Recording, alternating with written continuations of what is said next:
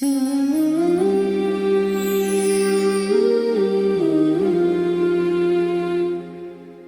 alaikum.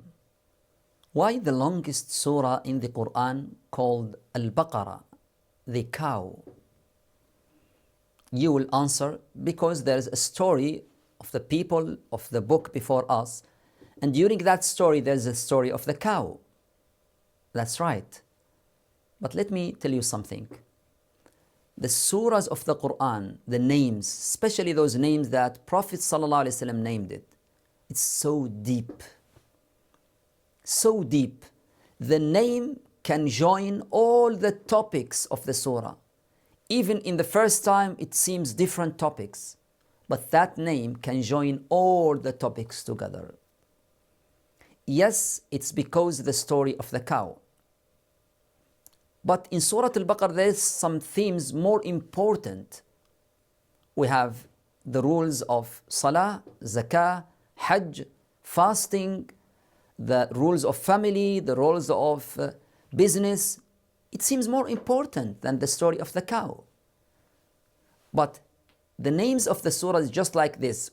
When the writer, وَلِلَّهِ الْمَثَلُ الْعَلَى, want to write an essay and he want to name that essay, that article, he will choose a name or a title that the readers, they can't expect everything in that article. To have that curiosity. Surah Al-Baqarah called the cow because that story summarized all the mistakes of the people of the book before us. And Surah Al-Baqarah can divide it to two main chapters, two main parts. The first part is about the mistakes of the people of the book before us. The second part is about the commands to this ummah. And between the two parts, 3 pages for turning the Qibla. What does that mean? It means when you recite this book, pause here. The first concept that Surah Al-Baqarah wants to teach us is submission. What does Islam mean? What does I am Muslim mean? I am Muslim means if the commands from Allah came, I should say, Sami'na wa ata'na. We hear and we obey. We should be very grateful that Allah care about us and give us commands. Out of that glorification of Allah, we are excited to do His commands. What did the people of the cow do? Completely opposite. Inna Allah ya'murukum, when Musa said. How they receive the commands? قالوا أتتخذنا هزوا? Do you make fun of us? Look how they talk to their prophets.